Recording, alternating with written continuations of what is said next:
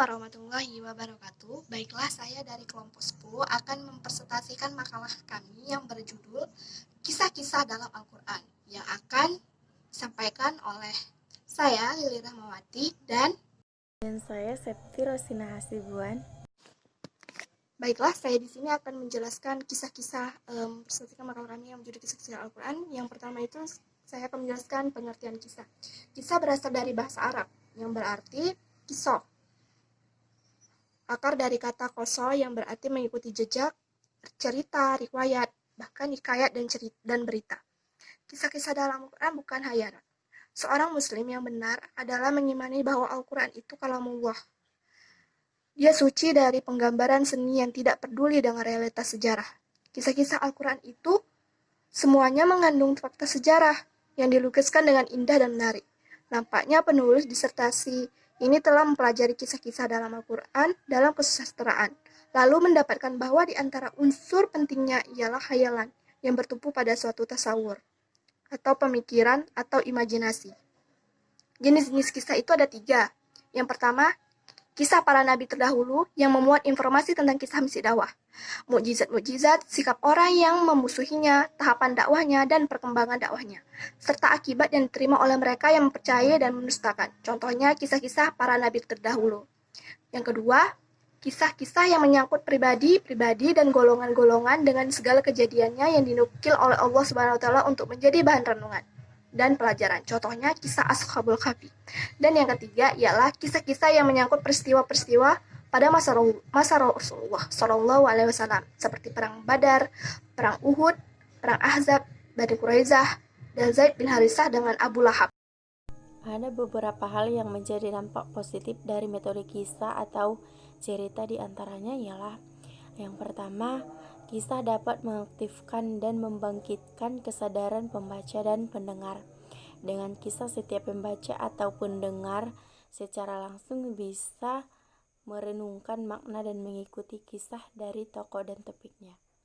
Yang kedua, mampu mengarahkan emosi, mengikut sertakan unsur psikis yang membawa pembaca latar dalam setting emosional cerita. Yang ketiga, pola keteladanan dari penjawatan kisah Al-Quran. Pola keteladanan ini bisa mempengaruhi orang lain dengan cara mengikuti sifat diperankan tokoh. Yang keempat, mengandung ibrah atau nasihat dalam buku yang berjudul Fikih Pendidikan. Juhari Mukhtar menambahkan adanya dampak positif yang berkaitan secara langsung terhadap kewajiban. Hikmah dari kisah-kisah dalam Al-Quran. Al-Quran banyak mengandung kisah-kisah yang diungkapkan secara berulang-ulang kali di beberapa tempat. Sebuah kisah-kisah terkadang berulang kali disebutkan di dalam Al-Quran dan dikemukakan berbagai bentuk yang berbeda-beda. Di satu tempat ada bagian-bagian yang didahulukan, sedangkan di tempat lain diakhirkan. Demikian pula terkadang dikemukakan secara ringkas dan kadang-kadang secara panjang lebar.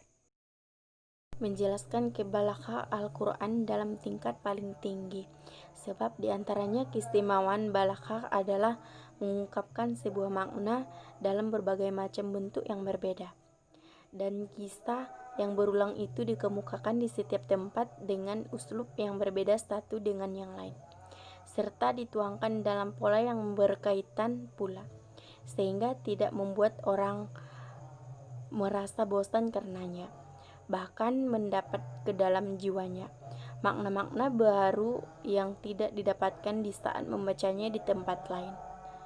Menunjukkan kehebatan mukjizat Al-Quran sebab mengemukakan sesuatu makna dalam berbagai bentuk susunan kalimat, di mana salah satu bentuk pun tidak dapat ditandingi oleh sastrawan Arab, merupakan tantangan dahsyat dan bukti bahwa Al-Quran datang dari Allah Subhanahu wa Ta'ala.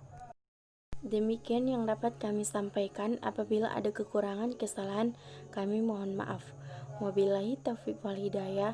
Assalamualaikum warahmatullahi wabarakatuh.